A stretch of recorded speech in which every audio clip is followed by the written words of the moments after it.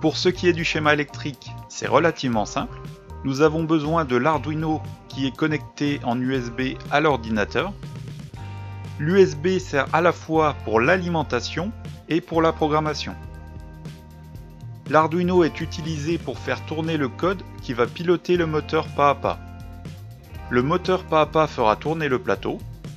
Pour piloter ce moteur, il y a besoin de 4 signaux, 4 sorties sur l'Arduino.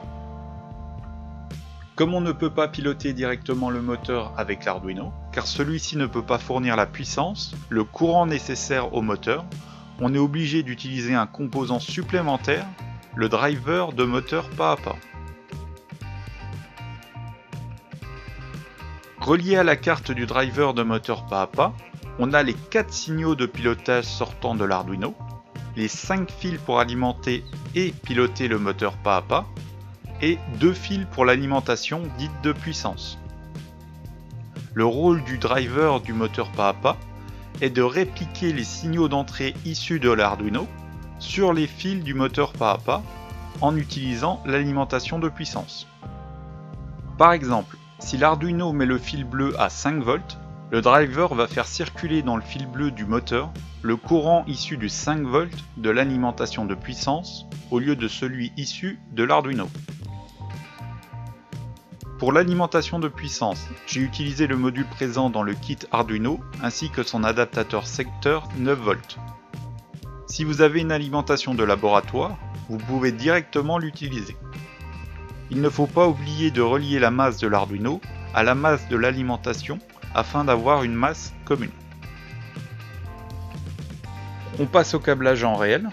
Donc j'ai mon Arduino, mon driver de moteur pas à pas, mon alimentation et mon moteur pas à pas. Donc on va commencer par câbler les sorties de l'Arduino. Donc je vais commencer par câbler le câble orange sur la sortie numéro 10. Et après je ferai les câbles suivants.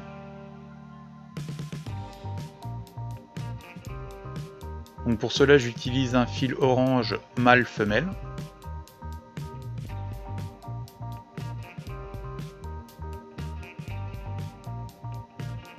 Que je vais connecter sur l'entrée numéro 10. Donc je compte 8, 9, 10 et j'insère le fil. Je fais pareil avec les fils suivants.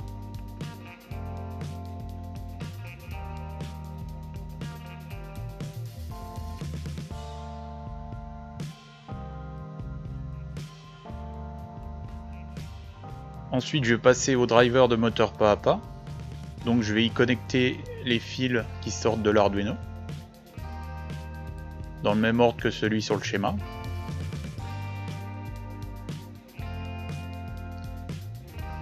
Je connecte le fil orange, puis le jaune, le rose-violet, et enfin le bleu.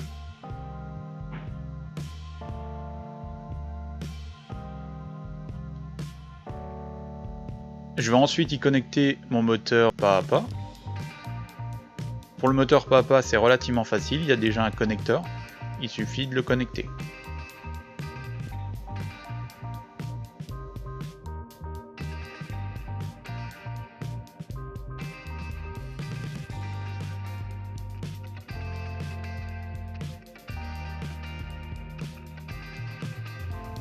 Je passe ensuite à l'alimentation. Donc la première chose à vérifier, c'est que le jumper il est bien sur 5 volts et pas 3,3 volts. Ici c'est le cas.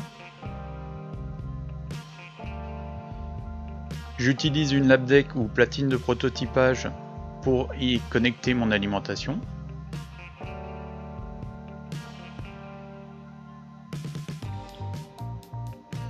Sur les platines de prototypage, il faut faire attention à comment sont connectés entre eux les différents points.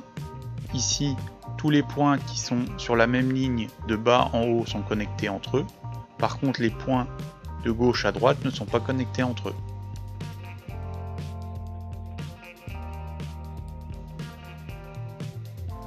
Donc je vais utiliser un fil noir pour me connecter au moins de l'alimentation. Donc pour ça, je me connecte sur le trou qui est juste au-dessus du moins. Je vais également connecter le fil rouge sur lequel je vais prendre le 5 volts que je vais connecter sur le trou juste au-dessus du plus.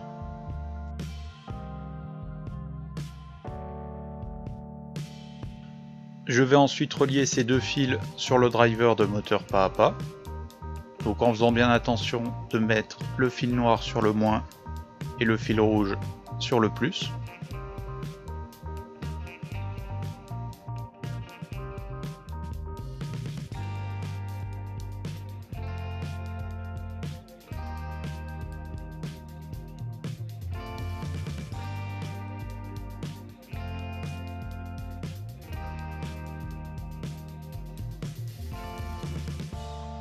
Donc là, il ne me reste plus qu'à alimenter mon alimentation en 9 volts.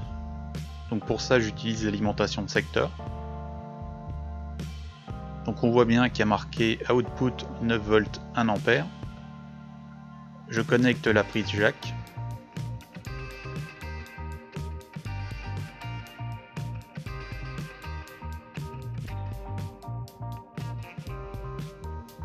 Et je finis par le câble USB que je connecte à l'Arduino et que je vais connecter juste après à l'ordinateur.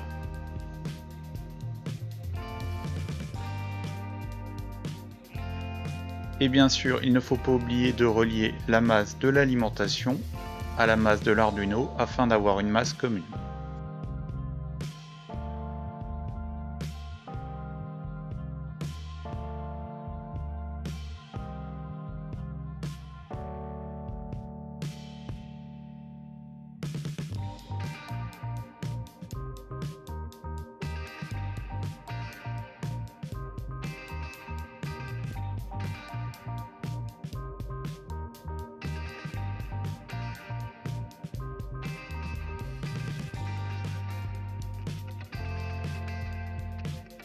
Pour ce qui est du code, on a en premier la fonction setup, initialisation en français, fonction qui va être exécutée en premier lors du démarrage de l'Arduino.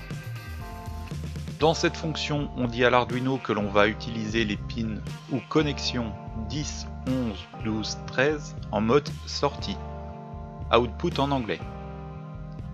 Cela correspond bien aux connexions que l'on a utilisées lors du câblage.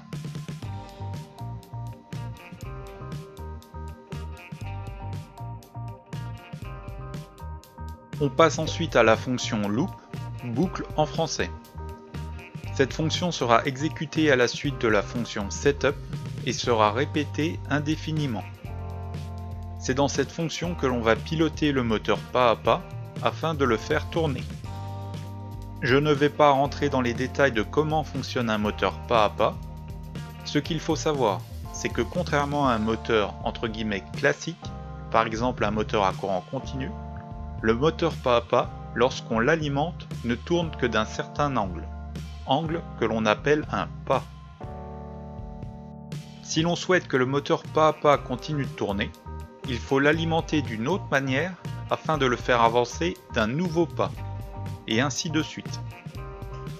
Il existe plusieurs manières pour piloter ce type de moteur. Ici, je vais vous présenter la manière la plus simple. Ce que l'on va faire, c'est alimenter, mettre au niveau haut, high en anglais, une seule sortie à la fois.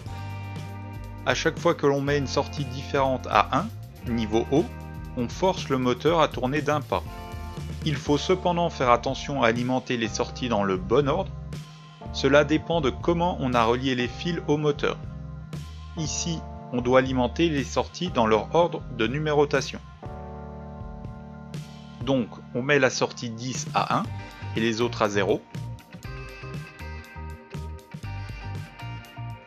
Puis on met la 11 à 1 et les autres à 0. Puis on fait pareil pour la 12. Et enfin la 13. Ensuite on repart sur la sortie 10 et ainsi de suite. Et ce grâce à la fonction loop qui se réexécute indéfiniment. La fonction delay, délai en français, qui est entre chaque changement d'état sur les sorties, va mettre en pause le code durant le temps spécifié par la variable attente entre pas. Cela permet de laisser le temps au moteur d'effectuer sa rotation d'un pas. Si l'on va trop vite, si l'on n'attend pas assez de temps, le moteur n'arrivera pas à suivre les commandes et ne tournera pas.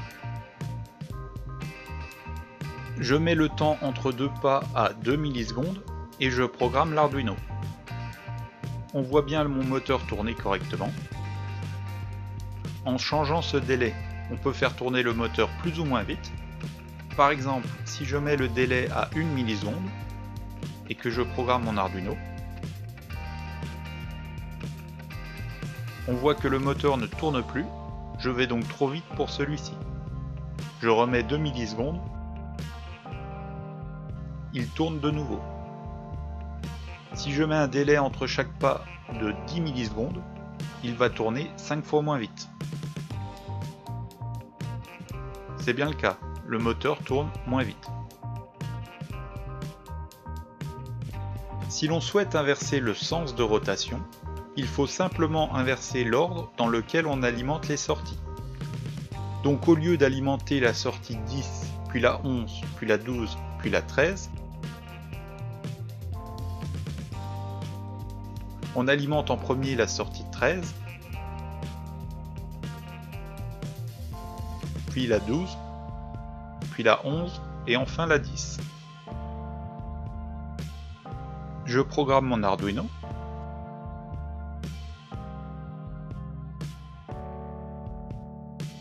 On voit bien que l'on tourne dans l'autre sens.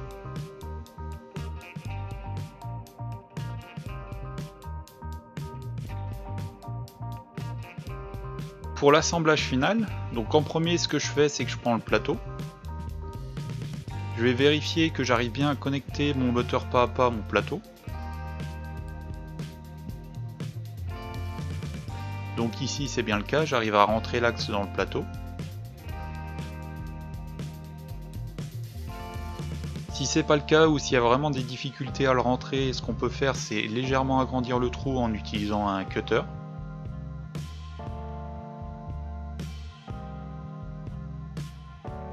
Donc une fois que j'ai vérifié que j'arriverai à mettre le plateau facilement, je prends le châssis. Donc sur le châssis j'ai l'emplacement du moteur pas à pas, donc je vais mettre mon moteur pas à pas dans mon châssis. Je vais prendre le fil et je vais le passer en dessous du châssis et je vais le faire ressortir par le trou sur le côté. Ce qu'on peut éventuellement faire aussi, c'est visser le moteur au châssis. Donc en utilisant les vis adéquates et en passant les écrous dans les emplacements prévus à cet effet. Ce que je pourrais faire c'est mettre directement le plateau, mais pour avoir une meilleure stabilité je vais rajouter les roulements à billes.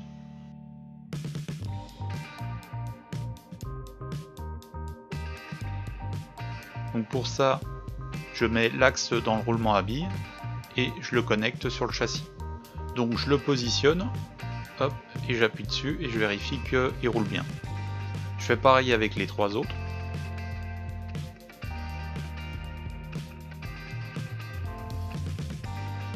Voilà. Je connecte mon plateau sur le moteur. Je vérifie que ça tourne bien. Ensuite, je vais connecter le moteur à la partie électronique. Je mets en route l'alimentation. Voilà, on a fini l'assemblage final et on a notre plateau tournant qui fonctionne.